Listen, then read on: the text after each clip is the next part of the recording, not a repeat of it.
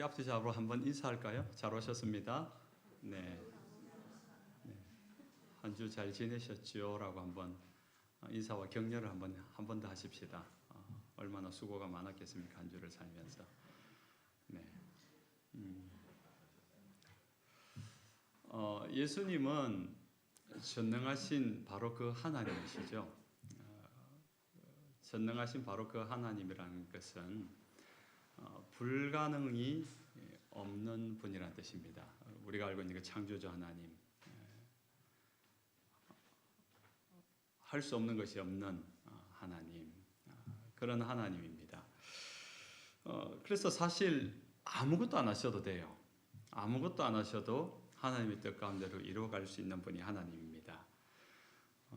그런데 왜 굳이 인간의 몸을 입고 오셔가지고 물을 변하여 포도주로 만드는 이런 기적 같은 일을 행하셨을까? 사실 예수님의 기적을 보면요, 예수님 자신을 위하여 행하신 기적은 단 한 번도 없습니다. 그 모든 기적의 순간에는 우리를 위한 기적이었어요. 안타까운 마음에, 긍휼히 여기는 마음에, 사랑하는 마음에, 그래서 그 병도 고쳐주고 귀신도 축출해주고, 그러나 그 모든 기적의 결론에는, 이유에는, 목적에는 우리의 믿음을 위해서라는 겁니다. 우리 안에 하나님을 향한 그 믿음을 갖도록 하기 위하여 그 기적을 행하신 것입니다. 우리가 지금 두 주째 계속 보고 있는 말씀이 가나 혼인잔치에서 포도주가 동이 나버렸습니다. 그 문제를 가지고 어머니 마리아가 예수님께 도움을 요청하지요. 저들에게 포도주가 없다 하니, 그때 예수님의 대답은 간단합니다. 아직 그것이 나와 무슨 상관이 있나이까? 4절 말씀이 나오죠. 우리는 인생에 문제가 생길 때마다 주님을 찾습니다. 부르짖고요, 호들갑을 떨고요, 간절해지고요, 주님을 간절히 부릅니다. 그래서 도와주기를, 좀 우리 안에 그런 기적도 좀 일어나기를 바라는 마음을 가지고 그 불가능한 일이 우리 안에서 일어나기를 기대함이 없지 않아 있지 않습니까? 그래서 기도하는 거고, 그래서 간절하는 거고, 좀 더 심하면은 더 간절하기 위해서 금식도 하고, 나름의 어떤 정결함의 삶으로 죄도 회개하고 뭐 그런 세팅을 해나간 거 아닙니까?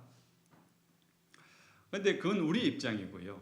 정작 기적을 행하시는 예수님을 보면은 이렇게 물으신다니까요. 그것이 나와 무슨 상관이 있나? 네가 부르짖고 있는 그 일, 너에게 생긴 그 일, 도와주기를 바라면서 나에게 구하는 그 일이 나와 무슨 상관이 있느냐? 정확하게는 그 일보다도 너와 나와의 상관이 어떤 상관이냐? 관계를 묻는다는 겁니다. 예수님은 우리와의 관계가 어떤 관계인가를 확인합니다. 그래서 우리는 스스로에게 질문해 봐야 됩니다. 여러분에게 예수님은 과연 어떤 분입니까? 어떤 존재입니까? 곰곰이 정말로 한번 여러분 생각을 끝까지 한번 파보십시오. 나는 예수님을 어떻게 생각하나? 누구로 생각하나? 무엇이라 생각하나? 많은 분들이 전능한 하나님이지요. 그 전능하신 신적인 권능을 믿고 고백하는 분들이 많습니다. 근데 가만히 보면은 우리가 TV 드라마에 여러분 공유를 부르는 방법을 아십니까? 후 불면은 공유가 나타납니다. 성냥불이든지 촛불이든지 후 불면은 그 공유가 나타나서 도와주는 도깨비 역할을 하잖아요. 꽁꽁 숨겨놨다가 내가 필요할 때 꺼내서 문지르면 나타나는 그 램프 요정처럼 꽁꽁 숨겨놨다가 정말 필요할 때 한 번씩 꺼내서 문지르는 그런 램프의 용도는 아닌가 한번 생각해 봐야 됩니다. 그럼 성경에 나타나는 많은 사람들은 예수님을 어떻게 고백합니까? 베드로는 주와 그리스도로 고백하며 따르라고 합니다. 그리스도는 우리의 죄를 용서할 구세주로, 그리고 주는 나의 주인으로 고백하며, 내 인생의 주인으로 고백하며, 내가 내 인생을 핸들링하는 것이 아니라 내 인생을, 내 삶을, 내 생업을, 내 자녀들까지 주님 앞에 맡기며 고백하는 그 주인의 삶을 따라가는, 조금 극단적으로 말하면 노예, 하인처럼 토달지 아니하고 주인이 말씀하심을 따라 그대로 순종하고 복종하는 삶을, 이 베드로의 고백이었습니다. 어부였던 제자들은요, 주님을 만나는 순간 어부였는데 배와 그물과 가족을 버려두고 예수님을 따랐다라고 이야기합니다. 사도 바울은 거기서 한 수 더 둡니다. 빌립보서 1장 27절에 이제 내가 사는 것이 그리스도니 죽는 것도 유익함이라. 자신의 생명을 걸었습니다. 사도 요한, 이 요한복음의 저자 사도 요한은 그 10장에 가서, 요한복음 10장에 가서 양이 목자의 음성을 알아듣는 것처럼, 정말로 이게 신비한 건데요, 수천 마리의 양 틈에 수십 명의 목자가 불러도 양은 그 목자의 음성을 알아낸답니다. 알아차리고 그 목자에게 달려간답니다. 그 목자의 소리를 듣고 앞으로 나가야 될지, 뒤로 돌아와야 될지, 먹이 먹으러 가야 될지 다 알고 있다는 거예요. 그 목자에 대하여서 그 숨소리 하나도 놓치지 않고 들을 수 있는, 분별을 낼 수 있는 그 친밀함의 관계, 그렇게 주님을 믿고 따르라고 이야기합니다. 예수님은 우리에게 주문을 외우는 듯한 그런 맹목적인 고백을 받고자 하는 것이 아닙니다. 주님을 인격적으로 만나고 우리의 일상 가운데서 삶으로 증명해낼 예수님의 관계를 원하고 있습니다. 그래서 나더러 주여 주여 하는 자마다 천국에 들어갈 것이 아니요, 다만 하늘에 계신 내 아버지의 뜻대로 행하는 자라야 들어가리라. 이게 주님이 우리에게 요구하시는 관계입니다. 그냥 내가 예수를 아는, 예수님과의 관계가 좀 먼 것 같고 좀 소원한 것 같고 좀 서먹서먹한 것 같다. 우리가 그 가까워질 관계에 필요가 있습니다. 주님에 대해서도 알아야 됩니다. 주님을 경험해야 됩니다. 우리 청년들이 지금 매일매일 성경 읽는 훈련을 하고 있습니다. 하루 중에 매일 1분도 좋고 1시간도 좋고 10분도 좋고, 이 하루 중에 하나님의 말씀을 보고 그 말씀 속에서 자신을 향하여 부르시는 하나님의 음성을, 하나님의 마음이 뭔가를 좀 보고 듣고 깨닫는 시간을 제가 숙제로 매주 내주고 있습니다. 지난주 보니까 대부분 잘들 하고 있더라고요. 주일날 11시 예배, 9시 예배, 이렇게 예배 시간에 와서 말씀을 들으면서 내가 예배에 열정을 다해 찬양하는 이것만이 하나님 임재를 경험하는 시간이 되어서는 안 됩니다. 이거는 가장 기본적인 거예요. 누구나에게, 이 기회조차 없는 분들에게 기회를 제공하는 것이고요. 이것에 힘을 입어서 매일매일의 삶들 속에서, 사실은 매일매일의 삶들보다 매 순간의 삶들 속에서 주님을 의식하고 고백하고 만나고 들을 수 있고 느낄 수 있다면 얼마나 좋을까요? 그렇다면 그분은 분명히 필요할 때마다 주여 주여 부르면서 불렀지만 천국에 들어갈 수 없는 자가 되는 것이 아니라 일상의 삶들 속에서 하나님을 고백하고 경험하면서 주님과 동행하는 삶, 이미 천국에 들어가는 자가 아니라 주님과 동행하는 그곳이 이미 천국인 줄로 믿으시기 바랍니다. 날마다의 삶이 천국으로 살아가는 삶. 내가 여기서 좀 고생하더라도 죽고 나서 천국 가야지, 여러분 그런 신앙 가지시면 안 돼요. 그런 신앙 가지면 극단적이 됩니다. 이 땅의 삶이 너무 괴롭게 되는 거예요. 주님이 오심으로 이 땅에 천국이 임했음을 믿으시기 바랍니다. 그럼 오늘 날마다 내가 살아가는 곳이 천국이 될 수 있습니다. 예수님은 기적을 행하실 때 우리의 관계를 확인했습니다. 그리고 그 기적은 예수님의 정확한 때에 또 일어나게 합니다. 기적이 일어나는 때가 있습니다. 그때 타이밍, 시간이죠. 이 그리스어로 이 타이밍이라는 말이 크로노스와 카이로스라는 말이 있습니다. 크로노스는 우리가 알고 있는 모든 사람에게 하루에게 주어진 24시간, 1440분, 86,400초. 이게 모두에게 그냥 제공되는 거예요. 가만히 있어도 이 시간은 흘러가는 겁니다. 그런데 이 크로노스 말고 카이로스의 시간은 그 흘러가는 시간들 속에 마치 시간이 멈춘 것 같이, 마치 어떤 일을 겪을 때 이것이 마치 시간이 더 느려진 것 같은 때가 있습니다. 뭐 적절한 예화인지 모르겠지만은 수업 시간에 안 졸려고 하는데 나도 모르게 깜빡 잠든 거예요. 깊이 잠든 것 같은데 아차 싶어 깨고 보니까 1분도 지나지 않았어. 정말로 몇 시간 간 것 같은데. 뭔가 긴장을 했을 때 빨리 시간이 좀 지나갔으면 좋겠는데 진짜 그때 시간은 째깍째깍이 아니라 1초, 2초 이렇게 지나가는 것처럼 그 시간이 얼마나 더디게 보이는지 모릅니다. 우리의 생애 가운데 크로노스의 일상적으로 흘러가는 누구나에게 흘러가는 시간이지만 그 속에서 특별한 의미를 가지고 하나님의 일이 일어나는 카이로스의 시간이 있습니다. 이 카이로스의 시간을 많이 경험한지 할수록 하나님에 대한 간증이 많아요.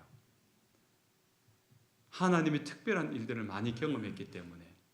그래서 그분은 하나님에 대한 많은 경험으로 인하여서 그의 신앙이 많이 성숙해 있습니다. 가나 혼인잔치에서 예수님이 뭐라고 이야기합니까? 포도주가 떨어진 사건에 대해서 나와 상관이 없다라고 하면서도 동시에 내 때가 아직 되지 않았다. 예수님의 때가 아직 이르지 않았기 때문에 이것은 거절의 말이 아니라 결론적으로 보면은 승낙하시는데 포도주가 떨어진 그 문제를 해결하시는데 지금은 그 타이밍이 아니라는 거예요. 하나님이신 예수님, 예수님의 그 타이밍, 하나님께서 행하실 그 일, 정확한 때에 이루어가실 하나님의 완전한 계획 속에 넣어놓으신 그 때가 아직은 이르지 않았다는 것이지 그것을 이루지 않겠다라는 것은 아니라는 겁니다. 그래서 우리는 기도할 때 좀 여유를 가지셔야 돼요. 물론 우리가 하나님 앞에 다급하게 기도할 때는 간절한 마음으로 급한 마음으로 기도합니다. 빨리 이루어지기를. 이 문제가 다가오기 때문에 이 문제가 다가오기 전에 벌어지기 전에 이 문제가 해결되기를 바라는 마음으로 주님 이때 이런 모습으로 이런 결과로 이루어져야 됩니다. 그 마음을 품고 기도하는 거 아닙니까? 주님이 제발 도와주세요. 이게 대부분의 우리의 기도의 모습 아닙니까? 그런데 아쉽게도 그 기도를 들으신 주님은 우리가 원하는 시간에 우리가 원하는 방법으로 잘 이루지 않으신다는 거예요. 침례교는 장로님이 안 계시죠? 우리 안수 집사님들이 계시죠? 안수 집사님 손 한번 들어보세요. 조정희 집사님 1등으로 들었는데 빙햄튼 교회에서 안수 집사 정도 되면은 믿음이 그냥 인정받는 거 아닙니까? 모든 성도들에게. 이 투표로 뽑은 거 맞죠? 그죠? 인기 투표 아니 인물로 뽑은 건 아니잖아요. 인물로 뽑으신 것 같네요. 자, 이 정도의 믿음이라면 집사님 이때까지 기도했는데 다 응답이 되셨나요? 내가 원하는 기도는 내가 기도하면 다 이루어져. 그렇던가요? 집사님 그런 것 같습니다. 네, 집사님 정도의 믿음 되면 그런 일이 날 것 같은데 많은 분들이 그렇지 않아요. 우리 기도해 봤잖아요. 그렇지 않더라는 겁니다. 근데 시간이 지나고 보면은 그때 이루어지지 않은 그 일이 여러분에게 지금까지 치명적이 되고 지금까지 그것이 한이 되는가요? 오히려 그 일을 통하여서 우리가 다듬어지고 우리가 성숙해지고 우리가 하나님을 더 알아가고 우리의 삶 가운데 하나님의 은혜라 고백할 수 있는 날이 오게 된다는 거죠.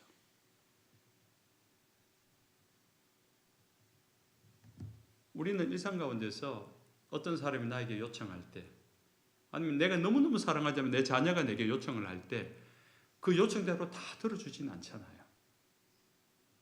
어떤 것은 오케이, 아빠가 해줄게. 이게 가장 많긴 해요. 그럼 어떤 건 좀 기다려. 우리 둘째가 운전을 하고 싶어 해요. 그래서 뭐 빨리 저는 운전 배워서 독립을 시키고 싶은데 아직은 아니야. 왜냐하면 15살이거든. 16살부터 이게 딸 수 있잖아요. 그러니까 안 되는 거 기다려야 되는 거예요. 너무 사랑하는 딸이니까 빨리 독립을 시키고 싶은데 15살짜리에게 이렇게 운전을 시킬 수는 없는 겁니다. 자기 친구들은 한대요. 주차장에 가서 아빠가 옆에서 한대. 15살 아닌가 보지? 아니야, 걔 15살이야. 왜 하는지 모르겠지만은 저의 정서로서는 아직은 시키고 싶은 마음은 없습니다. 뭐 그와 같은 거예요. 이유가 있는 거죠. 너무너무 하고 싶은데 남들 다 하는데 왜 나는 안 돼? 안 돼. 아직 나이가 안 되니까. 법을 지켜야 되니까. 기다려. 1월생이니까 이제 뭐 한 4개월만 기다리면은 할 수 있습니다. 어떤 건 거절을 해야 돼요. 그건 이번에 안 될 것 같아. 이게 다 응답이에요. 사람에게도 우리는 오케이도 있지만은 노도 있잖아요. 기다리는 말도 있잖아요. 그러면 하나님을 향해 기도할 때 우리는 그 세 가지를 염두에 두고 해야 됩니다. 그래서 내 마음은 지금 당장 이루어지는 마음이지만은 하나님의 더 놀라운 계획이 있음을 알기 때문에 때로는 하나님의 때를 기다려야 돼요. 좀 더 정확한 기도는 이 모든 일들이 나는 너무 급하지만 주님의 때에 주님의 방법대로 주님의 뜻이 이루어지기 원합니다. 참 재미없는 기도이긴 해요. 근데 그것은 위대한 기도입니다. 내 뜻을, 내 욕구를 내 마음으로 하는 것이 아니라 하나님의 뜻을 이루어가기 위하여 하나님의 때를 기다리겠다는 것. 그분은 하나님에 대해서 아는 분이에요.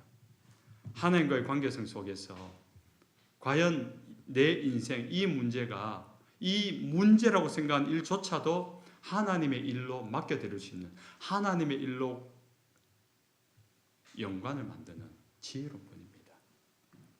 그게 믿음입니다. 신앙이라는 것은요, 하나님의 뜻을 이루기 위한 기다림의 시간입니다.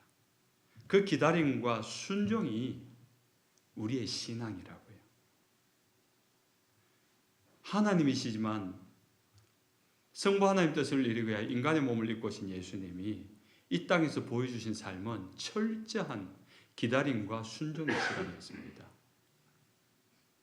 인간의 육신의 연약함을 고스란히 가지고 체휼하시면서 기다리면서 철저하게 그의 말과 행동은 구약에 예언되어진 기록되어진 그 말씀대로 움직이셨어요.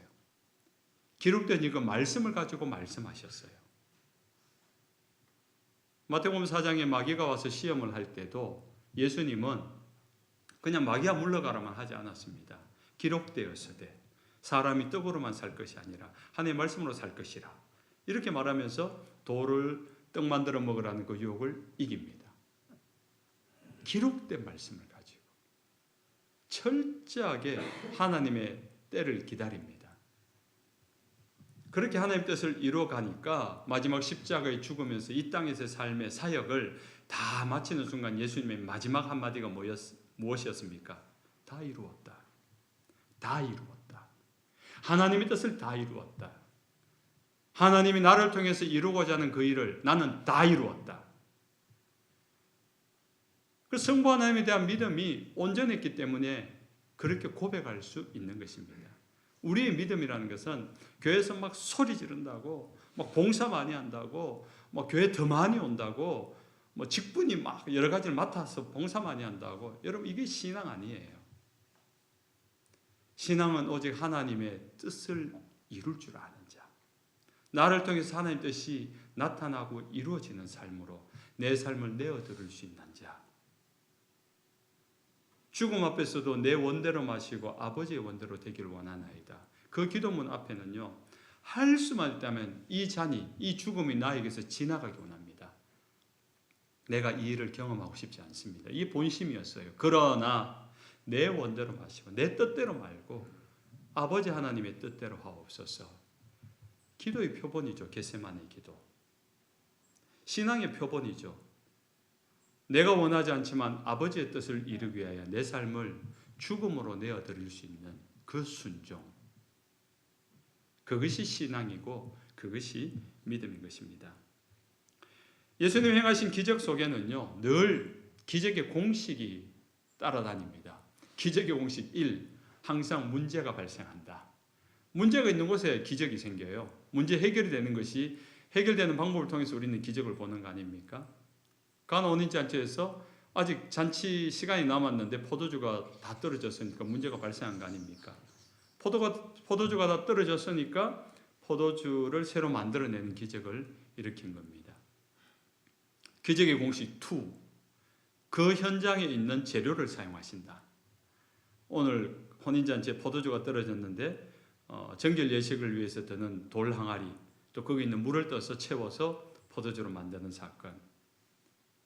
실로암에 가서 시설할 때 그 땅에 있는 흙을 침을 뱉어서 이겨서 그 눈에 발라주시면서 실로암에 가서 씻어라. 나았더라. 그냥 그 현장에 있는 재료를 사용하십니다. 기적의 공식 3, 믿음의 사람. 주님이 말씀하실 때 그 주님의 말씀을 유심히 보면서 그 말씀에 반응하는 사람이 있어요. 그 말씀을 귀담아 듣고 그 말씀에 순종하는 사람이 있어요. 오병의 기적 때 이렇게 5천 명이 넘는 사람이 다 굶고 있는데 어떻게 먹여야 될 것인가? 너희가 가서 먹을 것을 주어라. 예수님 제자들이 말하니까 누가? 어떤 사람 빌립 같은 사람은 계산을 합니다. 200데나리의 떡이 필요합니다. 한 2천만 3천만 원의 재정의 떡이 필요합니다. 계산을 하는데 방법은 없어요. 안드레 같은 사람 굉장히 단순한 것 같아요.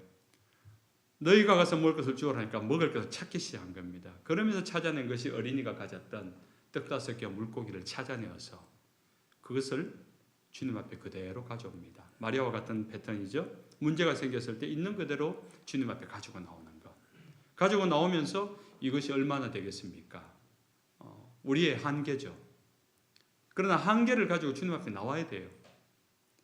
그것을 가지고 얼마나 되겠사옵나이까? 라고 질문을 했을 때 주님이 해결해 주시는 겁니다. 우리의 이성이 너무 강하면요, 떡 5개 물고기, 아니 떡 50개 물고기 20마리를 찾아도 이걸로는 불가능하다. 포기해버렸을 겁니다. 근데 이성을 넘어서 그것을 주님 앞에 들고 나오는, 내가 아는 경험과 내가 아는 지식과 이성으로는 방법이 없지만은 그냥 들고 나오는 거예요.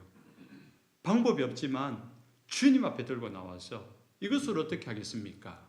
주님 앞에 맡기는 겁니다. 그때 기적이 일어난 거예요. 오병의 기적의 현장에 마리아와 같이 주님 말씀에 순종한 자가 있었고, 마리아의 말을 통해 예수님께 순종하는 하인들이 있었습니다. 항아리에 물을 채우라. 하인들이 기가 막히는 일입니다. 그런데 성경은 너무 단순하게 항아리에 물을 아구까지 채웠다 그래요. 성경학자들의 고정을 통해 보면 이 정결 예식으로 드는 돌 항아리 6개가 있었는데 이 항아리당 한 개가 보통 분량이 80리터에서 100리터랍니다. 계산하기 좋게 100리터로 쳤을 때 600리터입니다. 600리터. 어마어마한 양이잖아요. 그런데 이게 하인들이 순종하기가 얼마나 힘든 일인가 하면은 이 정결 예식은 바깥에서 외부에서 들어오는 손님의 손과 발을 씻어주기 위한 겁니다. 지금 이 잔치는 포도주가 떨어질 정도니까 잔치가 끝나갈 즈음입니다. 들어올 손님은 다 들어온 겁니다. 더 이상 이 혼인 잔치기 때문에 보통은 항아리 한 개만 놔두고 떠서 씻기는데 손님이 많이 오니까 6항아리를, 제일 큰 항아리를 빌려다 놨는지 갖다 놓은 겁니다. 이 잔치가 끝나면 이거 물 다 비우고 다시 이제 갖다 돌려줘야 되는 번거로움이 있는데 다시 물을 채우라고 하니까 자신의 경험과 계산을 생각하면 할 수 없는 일입니다. 귀찮은 일입니다. 그런데 하인들이 채워요. 그런데 연 회장이 파티를 주관하는 이 매니저가 포도주 대신 물을 갖다 주라. 갖다 줄 수는 있죠. 그런데 마셔본 술 가져와, 포도주 가져와 하는 그 흥분한 사람들에게 가져가는데 맹물이면 욕은 누가 먹습니까? 매니저가 먹습니까? 배달한 사람이 먹습니까? 하인들이 먹는 거예요. 그런데 갖다 준다는 거예요. 현실적으로 조금 대입해서 들어가 보면은 굉장히 갈등이 되고 고민이 되는 상황인데 하인들은 순종합니다. 끝까지 순종했어요. 모르겠습니다. 속으로는 고민하고 갈등인지 모르겠지만은 나타난 결론은 순종했어요. 물을 채우라, 아구같이 채우고 갖다 주라, 기분 좋게 갖다 주고. 여러분, 주님의 말씀에 순종하려면 적어도 이 하인 정도만큼은 순종해야 돼요. 하카마카. 내 생각엔 이건 아닌 것 같은데. 그건 여러분 생각인 거죠. 내 생각이 강하면요. 여러분의 경험이 너무 강하면요. 하나님의 기적은 경험할 수 없습니다. 하나님의 일하심은 볼 수 없습니다. 여러분의 경험, 여러분의 계산 안에서만 결론을 내려버린다면 하나님이 필요가 없죠. 여러분의 계산을 넘어서십시오. 여러분의 경험을 넓히십시오. 영적인 경험. 하나님이 도우시면 이런 방법도 있구나. 홍해가 갈라지고 바다 밑에 있는 도로가 드러나는 걸 보면서 세상의 길은 보이지 않는 길도 있구나. 바다 밑으로 난 길도 있고 하늘 위로 난 길도 있잖아요. 하나님이 드러내시면 순식간에 그 길이 드러납니다. 하나님이 물길을 열어놓으시면 광야 사막에 강물이 흘러갑니다. 얼마나 신나는 일입니까?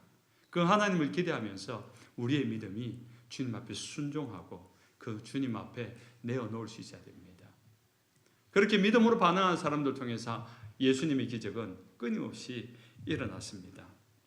백부장이 하인이 병들어 중풍병에 걸려 죽게 되었을 때 이 백부장이 와서 예수님에게 와서 고쳐주십시오. 가자. 아니 나도 군인이기 때문에 부하에게 이리 가라면 가고 오라면 오는데 주님이 어떻게 감히 저희 집까지 갑니까? 여기서 말씀만 하셔도 됩니다. 너의 믿음이 놀랍다. 그 시로 그의 하인이 나았더라 라고 성경 이야기해요. 가나안 여인 수로보닉의 여인이 자신의 딸이 흉악한 귀신 들려서 지나가는 예수님 불러 세웁니다. 예수여 나를 불쌍히 여기소서. 나는 유대인 외에는 나는 상종 안 한다. 그러나 내가 유대인은 아니지만은 이제 계치급을 받잖아요. 어떻게 주인의 그 음식을 자녀에게 줄 음식을 개에게 주겠느냐. 그런 수모를 줘요. 그런데도 그 개도 주인의 밥상에서 떨어진 부스러기로 먹지 않습니까? 그러니까 그 부스러기의 은혜라도 나에게 좀 베풀어 주면 안 됩니까? 그 믿음을 귀하게 보시고 네 믿음이 내 딸을 고쳤다라고 이야기해요. 여러분 믿음의 상상을 잘 하셔야 됩니다. 여리고 두 소경 맹인은요. 지나가는 예수님 다윗의 자손 예수여 나를 고치소서. 나를 불쌍히 여기소서. 내가 무엇을 하기 원하느냐? 보기 원합니다. 그 즉시로 보게 되었더라. 여러분 예수님은요 일방적으로 기적을 행하지 않습니다. 우리가 가진 어떤 믿음을 가졌느냐에 따라서 그 믿음으로 인하여서 하나님의 놀라운 은혜는 우리 가운데 임하는 것입니다. 구체적으로 주님을 향하여 가졌던 그 믿음. 주님을 만난다면 옷자락만 손만 대어도 이 불치병이 나을 것이라는 혈루병 여인처럼 그때까지 한 번도 이 혈루병을 낳은 적이 없거든요. 근데 그때까지 누구도 예수님과 접촉을 해서 낳은 사람은 없거든요. 근데 이 사람의 믿음이 정말로 저분이 전능하신 분이라면 내가 옷가에만 스치기만 해도 나는 나으리라. 그 첫 번째 시도가 그 여인의 불치병을 낫게 해버립니다. 근데 놀랍게도 그 혈루병 여인의 사건 다음에 많은 사람들이 예수님 옷자락을 만진다는 기록이 나와요. 오늘 본문도 어떻게 이야기를 합니까? 예수님이 가나에서 행하신 첫 번째 표적이라고 이야기해요. 지금까지 이런 기적과 표적은 없었는데 이 일들이 일어났다는 것입니다. 이 사건으로 말미암아 이 기적으로 말미암아 그날 모였던 혼례잔치에 왔던 사람들은 모두가 최고급 와인을 마시면서 돌아갔을 겁니다. 누가 가장 기뻤을까요? 이 세상에 존재하지 않는 어쩌면 처음이자 마지막으로 맛본 희귀한 와인을 맛본 이 손님들일까요? 아무리 맛있었어도 그날의 취기가 끝나면서 술이 깨면서 다 끝났을 겁니다. 그러나 그날의 기쁨, 그 와인 한 방울 마시지 않았지만 그 누구보다도 기뻐했던 사람들은 하인들입니다. 이 포도주가 어디서 났는지 아무도 알지 못하되 물도온 하인들은 알더라. 그것은 포도주의 취기보다 더 오래 가는 겁니다. 그리고 마지막 11절에 나타나는 예수님의 제자들, 그 제자들이 예수를 믿었더라. 가나 혼인잔치의 포도주로 만들어진 그 기적이 결론입니다. 예수님이 이 가나 혼인잔치에서 관계를 물으시고 예수님의 정확한 때가 되었을 때 그 기적을 행하심으로 말미암아 결국 이 제자들이, 지금 배와 그물을 버려두고 쫓아나온 이 제자들이 예수 그리스도를 알아보고 메시아 되심을 믿게 되었다라는 겁니다. 이제 말씀을 맺습니다. 사랑하는 빙햄턴 교회 성도 여러분, 빙햄턴 교회 성도 여러분, 네, 오늘 예수 그리스도를 믿을 수 있다면은 여러분은 가나 혼인잔치에서 그 첫 번째 기적을 보고야 믿었던 이 제자들과도 같은 믿음을 가진 큰 축복을 받은 줄로 믿으시기 바랍니다. 그런데 우리 일상 가운데 주님의 놀라운 이 기적을 경험하기 원한다면요, 우리는 주님을 다시 생각해 봐야 됩니다. 그 주님이, 내가 고백하는 주님이, 내가 기도하는 주님이 나에게 어떤 분이신가? 집에 성냥만 잔뜩 사놓고 불을 켜면서 도깨비처럼 나타나는 그런 하나님을 기대하지 마시기 바랍니다. 램프 요정처럼 숨겨놨다가 필요할 때만, 요긴할 때 사용하는 그런 주님이 아니길 바랍니다. 여러분과 함께 호흡하고 함께 걸어가고, 그래서 일상 가운데서 크고 작은 일들 가운데 주님의 숨소리를 들을 수 있는, 주님의 음성이 낯설지 않는, 주님께서 행하시는 그 일들을 볼 수 있는 자가 되어서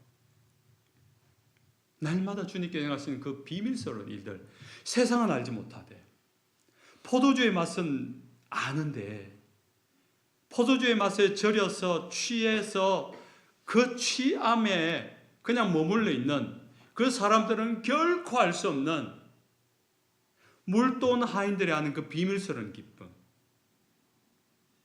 그 주님을 믿고 지금 동행하며 따라가는 제자들의 기쁨, 그 믿음의 비밀, 그 믿음의 기쁨, 그것을 가진 자로서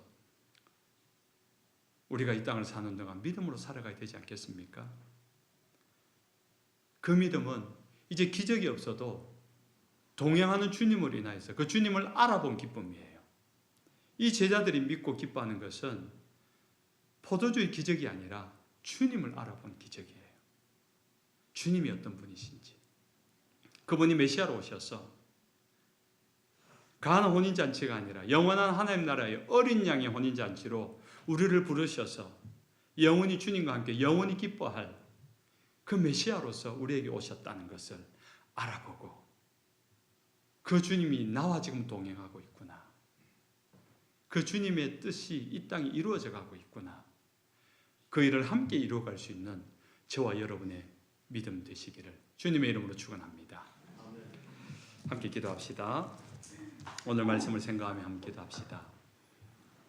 주님, 정말 주님이 낯설고 어색하고 멀리 있는 주님이 아니라 지금 나와 함께 호흡하고 지금 내가 살아가는 삶의 모든 순간 속에, 모든 영역 속에 주님과 동행하고 주님을 볼 수 있고 들을 수 있고 느낄 수 있는 삶이기 원합니다. 그 주님을 고백하면서 인격적으로 만나고 내 삶이 주님과 동행하며 주님의 뜻을 이뤄가는 삶이 되기 원합니다. 나를 그렇게 사용해 달라고 주님을 구하며 함께 기도하겠습니다. 아버지 하나님, 주님을 구합니다. 주님을 더 알기 원합니다.